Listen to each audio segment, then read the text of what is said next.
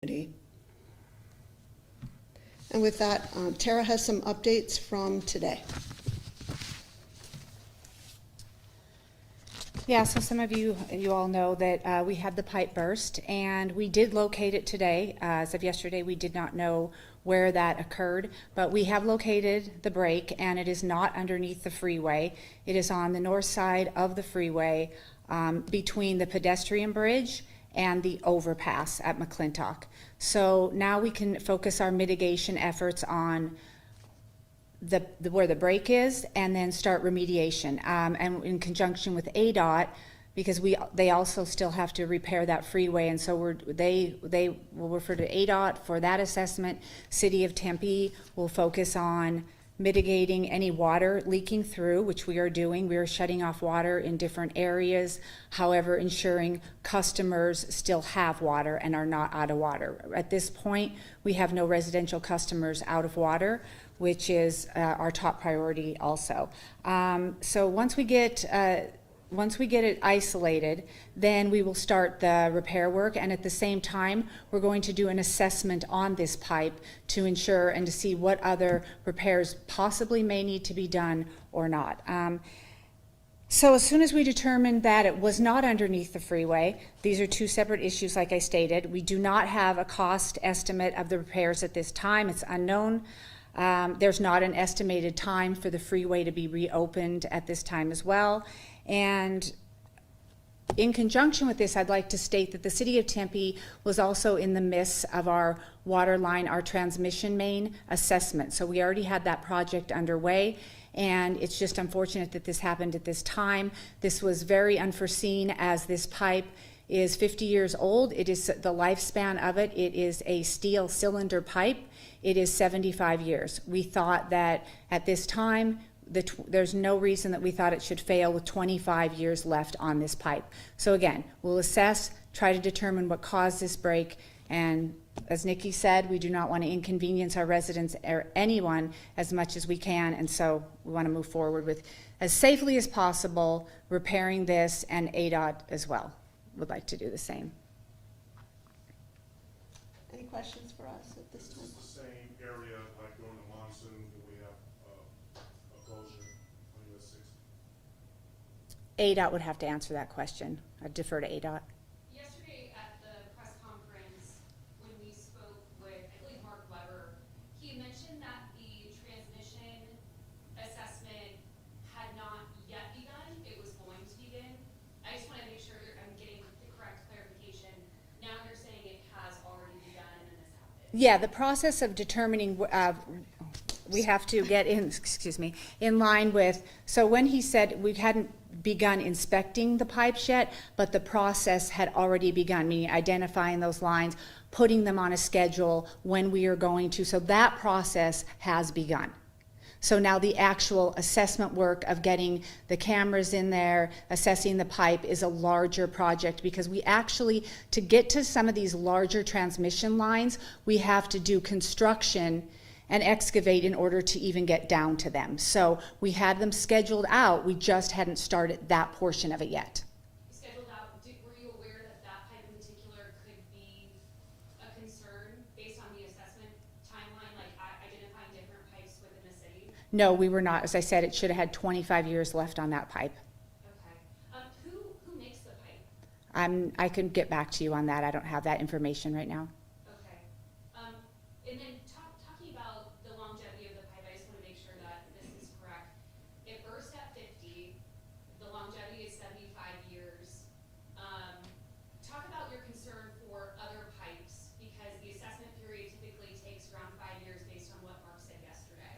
Are you trying to expedite that process? On this particular line, we are. We will expedite, this will be the first one actually, and then we will go through the process from there. And again, it's going to depend on where the pipe is located, age of the pipe. There's a lot of factors that go into that, because we also have our water line assessment going on as well, and we are repairing a lot of those lines in Tempe as well, which are separate from transmission lines. Can you clarify again where exactly the burst was? You said it wasn't exactly under the freeway. Can you paint a little? It was not underneath the freeway. It was, like I said, between the pedestrian bridge and the overpass, the McClintock overpass, and it was on the north side, closer to that off-ramp, when you're going westbound traffic, closer to that off-ramp on McClintock, and it's approximately 20 to 22 feet deep in that area.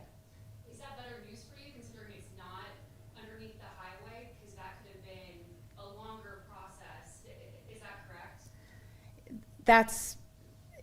That just depends on how you would look at it, because this is going to have a lot of excavation work. However, it's half dozen one or the other type of thing. Are residents in the area reporting any low water pressure? You mentioned that they do have water supply, which is great. Right. Any low water pressure? None that has been reported at this time, and we don't expect that. I know you said that you guys don't have an ETA. That's okay. But any gauge of like days, weeks, year? What's a realistic timeline? That would for the freeway to be open, I would have to defer to ADOT for that. Okay. Yeah. Talk about, you guys last night were able to put the camera down there, Mhm. 13 feet deep, and inspect and really see where that was. Can you explain that process a little bit more in the next steps, just to make sure we let our community know? Yes, because it took a little while, because again, we had to excavate to get down and to get to the pipe in order to put our camera in there. And so once the camera was in, it goes through the pipe and determines exactly, we can see where the break is. So that was our main priority yesterday, was locating the break, and then we could plan the next steps moving forward in conjunction with ADOT as well. City of Tempe is also in the middle of what we talked about yesterday, the water rates. Yes. Across many years. Mm-hmm. Just to clarify again for the public, will they be seeing a rate increase over the next couple of years after millions of gallons of water were lost in this big break? This break will have nothing to do with the water, will not have an impact on the water rates. We set aside in our fund dollars to address this particular thing. So no, this particular break will not affect water rates. So, ADOT keeps referring us over to you guys, and you refer back to ADOT. When does this seem to be returned back to ADOT, so we can kind of figure out where this is going? Yes. Well, ADOT can speak about, the opening and closure of the freeway, so that's why I need to defer to them.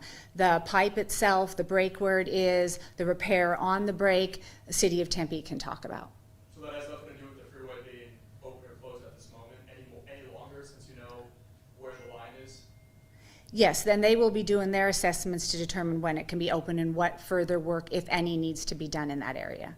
How does the city feel about how quickly or not quickly the water was turned off? I mean, 8 million gallons seems like a big number of water that was on the freeway. Correct. I'm really happy with the ways that our crews responded. They were out there right away, did everything they could in their power. We are operating, like I said, with us, ADOT, and our contractor, FPS Civil, working around the clock 24/7. All three of us have crews out there, so I couldn't be more pleased with the shutdown. Yesterday there was 8 million gallons lost reported. Has that number changed? Has that number increased? We don't have a number on that at this time. I couldn't tell you a number on that right now. That was an approximate. It was an approximate. Yes, it was an approximate. It's also important to, If the rupture was at a connection point between two pipes, It was not. It was on the side of the line, and it was a burst on the side of the line. So it wasn't at a connection point. and it was stated yesterday that it could be the result of erosion with soil, it could be the result of faulty manufacturing of the pipe. Any indication which direction we're going? Not at this time. Is it your impression that because of erosion or any possible external factors, that this could in turn be a result of the ongoing climate change crisis that's happening with heat, the temperatures that are rising? Do you have any indication of that? No, I do not. I think she's saying that cause is not yet known. It's not something that has been attributed to something specific. I did want to add quickly that the water that surfaced during this incident returns back to the stormwater system.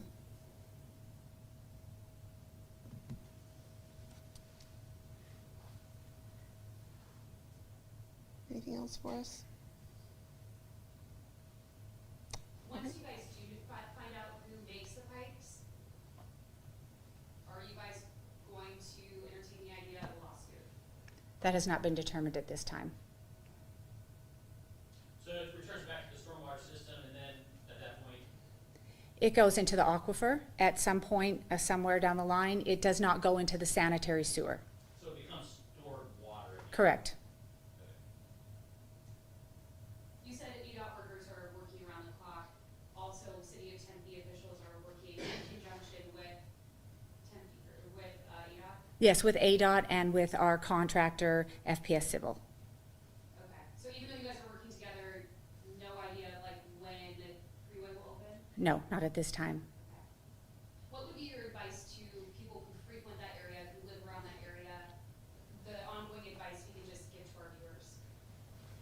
I think the ongoing advice would be to follow ADOT's guidance about detours and the best way to get around.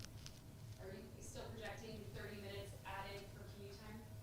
Or is That, that? that's guidance I also saw ADOT offer, so again, I would follow ADOT's guidance. All right. Thanks, everyone. Appreciate it. Thank you.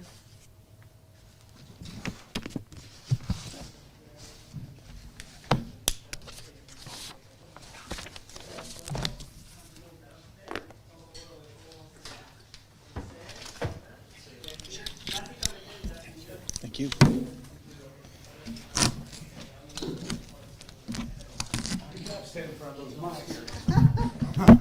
It's a little messed up.